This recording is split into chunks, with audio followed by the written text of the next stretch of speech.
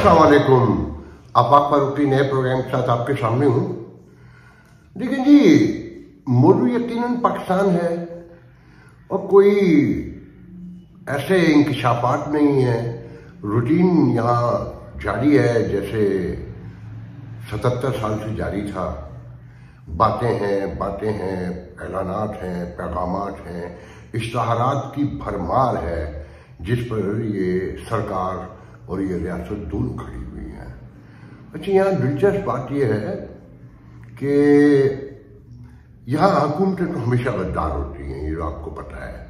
इसको गौर से अगर आप देखेंगे तो आपको हंसी भी आएगी और यही असल इशू भी है कि अपोजिशन तो पूरी दुनिया में होती है और हुकूमतों पर इल्जामात भी लगते हैं, मगर वो क्रिटिसिज्म बहुत पॉजिटिव वे में होता है कि चीज़ें गलत हो रही हों तो उसकी निशानदेही होती है।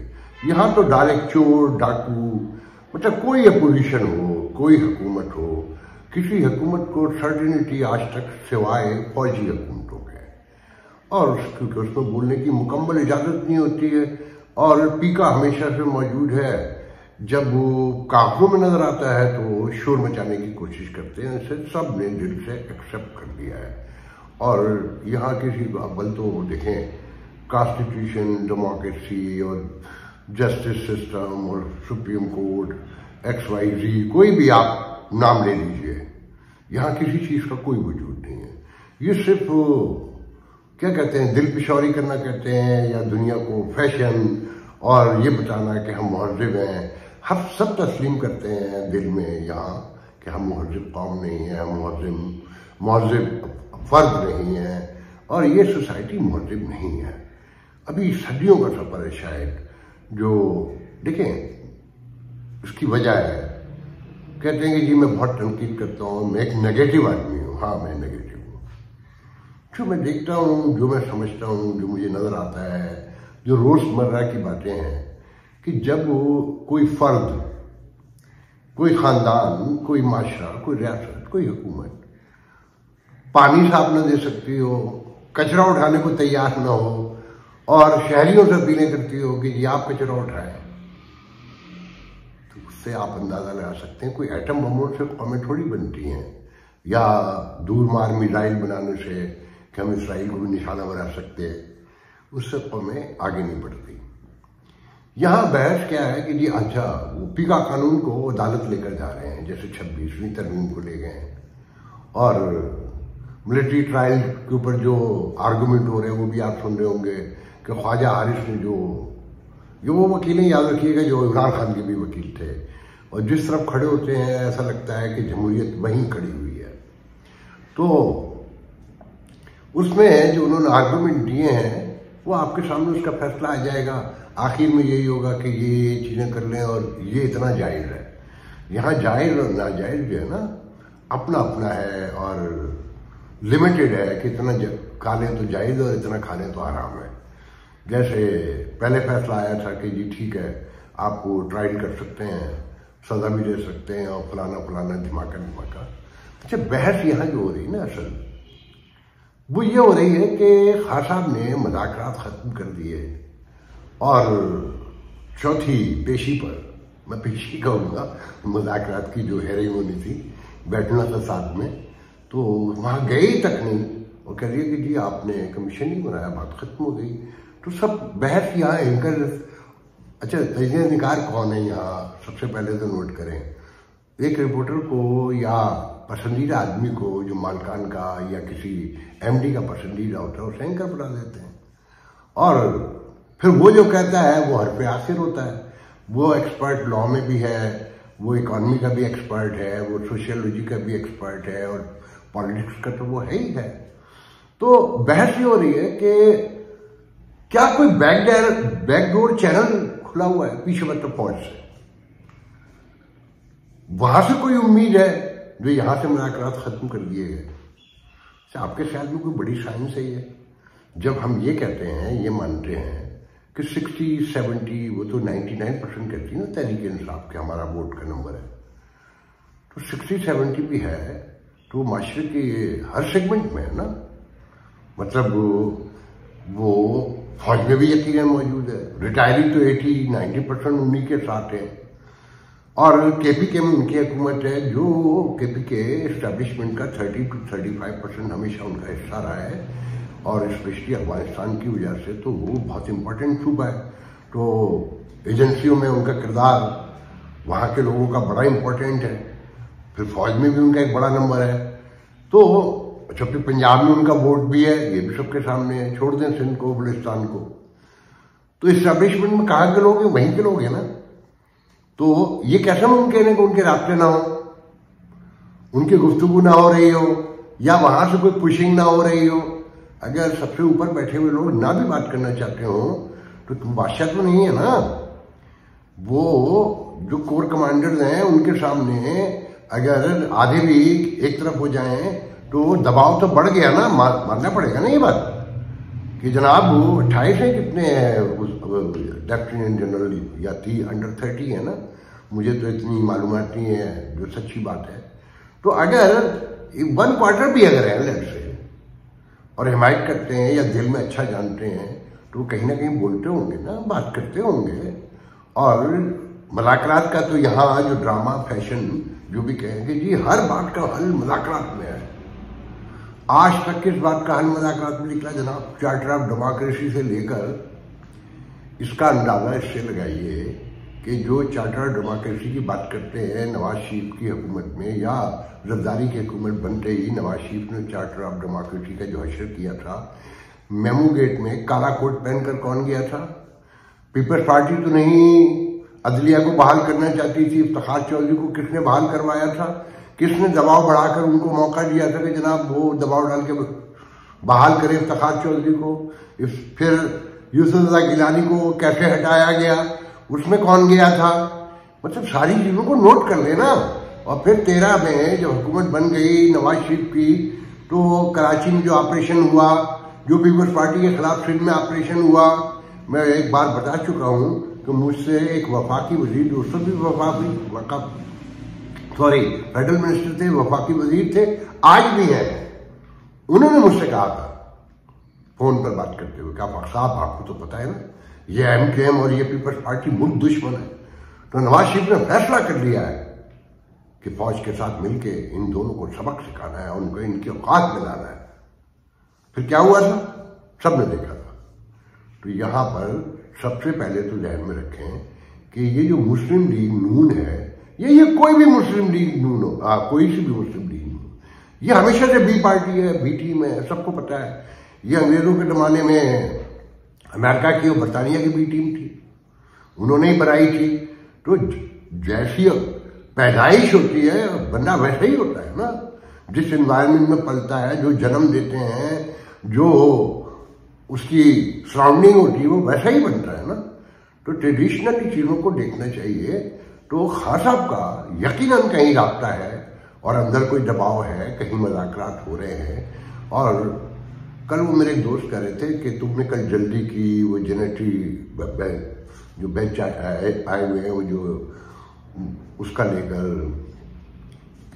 काम करने के लिए पाकिस्तान फॉरेन इन्वेस्टमेंट के हवाले से अमेरिकन जो आए हुए हैं ऑल ऑफ ए सडन, तो उन्होंने कहा तुमने जल्दी की कि खान साहब के हवाले से ये अभी कोई कुछ नहीं कह सकता कि अनप्रिडिक्टेबल है मोहतरम जनाब हमारे नए सदर, जो पहले भी सदर रह चुके हैं डोनाल्ड ट्रंप, वो किसी वक्त भी, और कोई जरूरी नहीं कि वो डायरेक्ट दबाव डालें, वो इनडायरेक्टली भी कहीं से कोई दबाव डलवा सकते हैं और डाल सकते हैं। सऊदी अरब को वो मजबूर कर सकते हैं, जो कि सऊदी अरब खान साहब से नफरत करता है।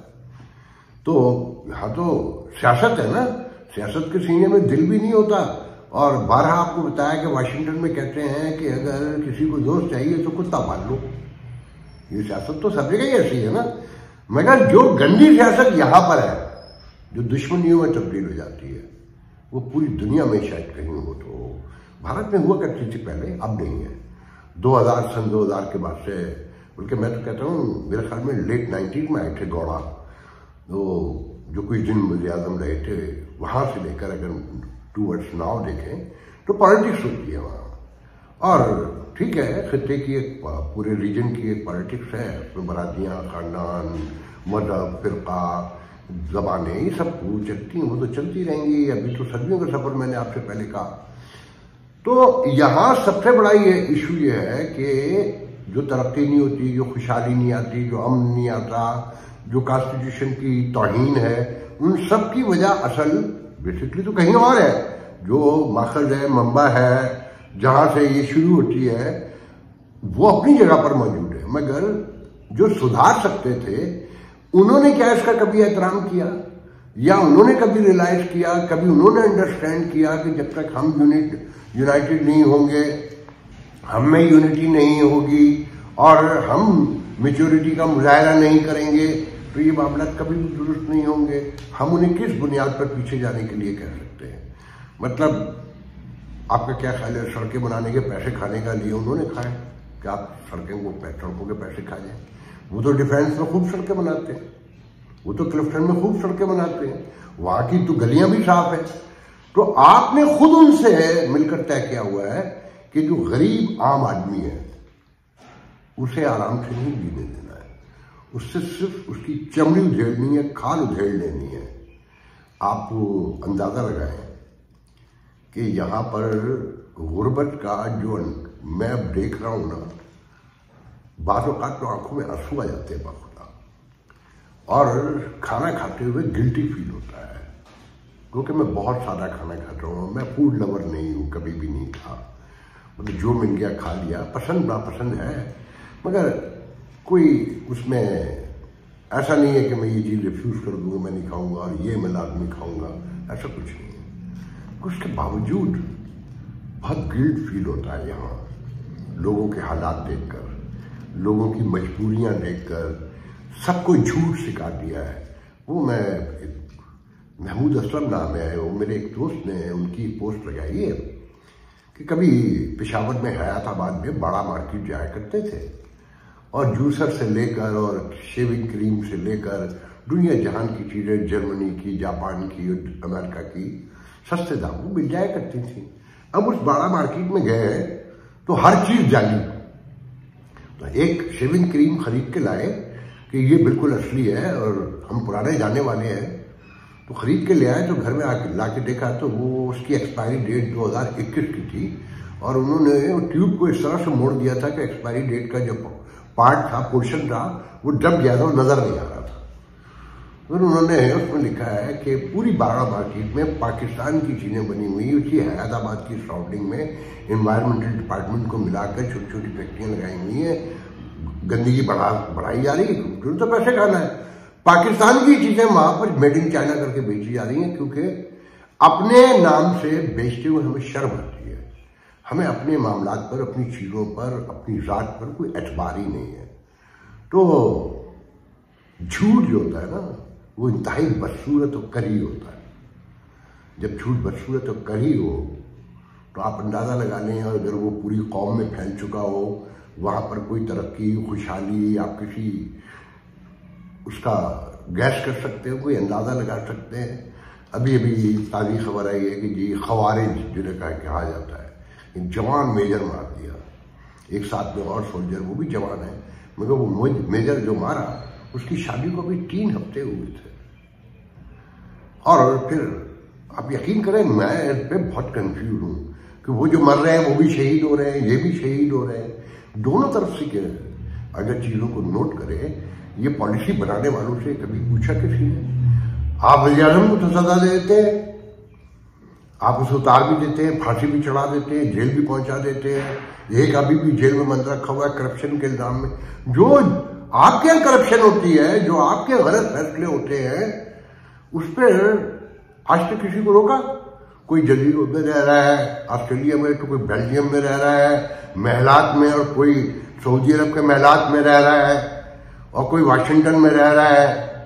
मतलब क्या है ये?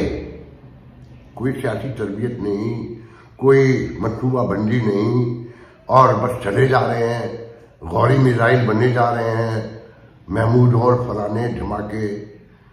तो कौमें नहीं बनती, खानदान नहीं बनते, झूठ झूठ ही होता है। और जब तक आप ये झूठ पर चीजें खड़ी रखेंगे, बीमारी दिल कहते हैं ना कि आखिर में लेट उठती है। तो मुझे कहने दीजिए, मेरे मुंह में खाक, मुझे ये सब डूबता हुआ नजर आ रहा है। यहां अब कोई चीज किसी एस्पेक्ट में भी ग्रो करते हुए पॉजिटिव नहीं नजर आती, डिक्लाइन ही डिक्लाइन, और सब अपने मुंह से मानते हैं। अब देखें जी, यहां तो खबरें ये फैली हुई हैं कि जी उनको भी, जो मुराद अली शाह साहब हैं वज़ीर आला सिंध, उनको भी हटाने की तैयारियां की जा रही हैं, अजी को लेकर आया जाएगा। पता नहीं, मुझे नहीं पता, कोई भी आए आप पे क्या फर्क पड़ेगा। अजी के बारे में जो कहानियां हैं वो तो अल्लाह माद अल्लाह, वो तो माफी दे दे बस कौम को, अल्लाह ताला माफी कर दे तो बेहतर है। और मुराद अली शाह साहब जो हैं वो अमेरिका चले जाएंगे, ये बताया जा रहा है। वो अमेरिका जाएं, वो यहीं रहें, तो किसी को क्या फर्क पड़ता है। मगर इस मुल्क में मसला ये है कि जो टेलीविजन है वो सारा दिन अशराफिया की बातें ऐसे दिखाता है कि जैसे ये जिंदगी का, आम आदमी की जिंदगी का हिस्सा हो, और उसके बगैर कुछ आगे चीजें बढ़ ही नहीं सकती। तो बहरहाल आज मेरे पास कोई ऐसी खास बात नहीं है, मैं सिर्फ आपको ये बता के आखिर में जा रहा हूं कि खास साहब के यकीनन कहीं मुलाकात हो रहे होंगे और ये बिल्कुल लॉजिकल है। उसका एंड क्या होगा ये कोई नहीं जानता, मगर हो रहे हैं, क्योंकि अगर वो पूरी सोसाइटी में मौजूद है 60-70%, तो उस इदारे में उनके लोग क्यों नहीं होंगे, उनके हमदर्द क्यों नहीं होंगे। अगर मुखालिफ हैं तो हमदर्द भी होंगे, और जो हमदर्द हैं वो कहीं कोशिश भी कर रहे होंगे। अभी मेरे एक दोस्त ये कह रहे थे अमेरिका से कि मुझे ऐसा लगता है कि खासा फरवरी में छूटने वाले हैं। और मैं आपको एक बात पहले बता चुका हूं कि मेरे एक दोस्त है नजूमी पामिस्ट, उन्होंने कहा था कि दिसंबर से मैं खान साहब के हालात बदलते हुए देख रहा हूं। तो उनके बारे में मुझे एक दोस्त ने बताया कि बेनजीर भुट्टो की उन्होंने बनाई थी पूरी, मुझे बनाते हैं जो, मुझे नहीं पता उसे क्या कहते हैं, कि पूरा उनकी जो फिगर्स बनाते हैं। तो उसमें उन्होंने कहा था कि मैं उन्हें दिसंबर के बाद देख नहीं रहा हूं, और मुझे कहते हुए हिचकिचाहट हो रही है। और कई बार उन्होंने बनाई उनका जायचा बनाया, और वो कह रहे हैं कि मुझे नहीं नजर आ रही बीबी कहीं, पता नहीं अल्लाह रहम करे। और इस पर मुझे 5 लोग दवाई दे चुके हैं। तो कल जब मेरे दोस्त ने कहा कि मुझे लगता है खासा फरवरी के एंड तक छूट जाएंगे, तो ये यू नेवर नो, कुछ भी हो सकता है। तो अगर खासा छूट भी गए तो क्या होगा, इलेक्शन हो जाएंगे, बहुत हो जाएंगे, तो यही होगा ना। तो आपका क्या ख्याल है, चीजें दुरुस्त हो जाएंगी खास साहब के साथ जो लोग हैं, या खास साहब खुद ये मुल्क सुधारने के लिए आए। जिस तरह उन्होंने इख्तियार लिया 2018 में, ये पीका कानून उन्हीं का लाया हुआ था ना। आज कह रहे हैं कि गलती हो गई थी, आज साथियों के साथ खड़े होकर नारे मार रहे हैं। ये सारे एक थैली के चट्टे बट्टे हैं। जो लोग, मैं बार बार इसे रिपीट करके कहता हूं, जो खास साहब का भूत सवार है, थूक लगा के रोएंगे आप लोग।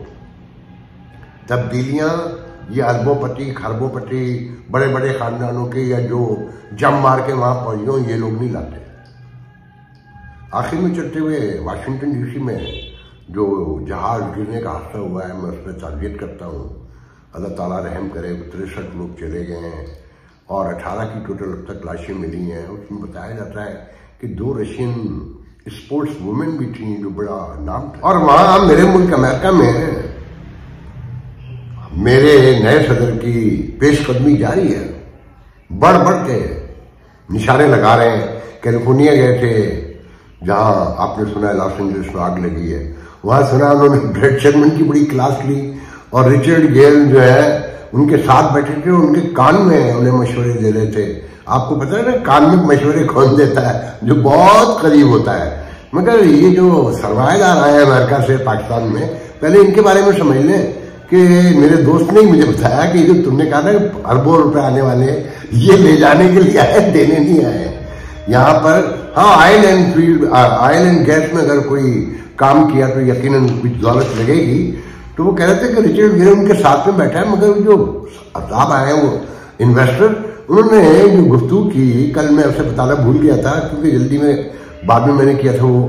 तो उन्होंने बताया कि रिचर्ड गेल को जो है वो डीप फेक उससे गुमराह किया गया, और अब वो पाकिस्तान को बेटर अंडरस्टैंड करते हैं। मतलब ये कि वो पीटीआई से हट गए हैं, मगर मेरा ऐसा ख्याल नहीं है।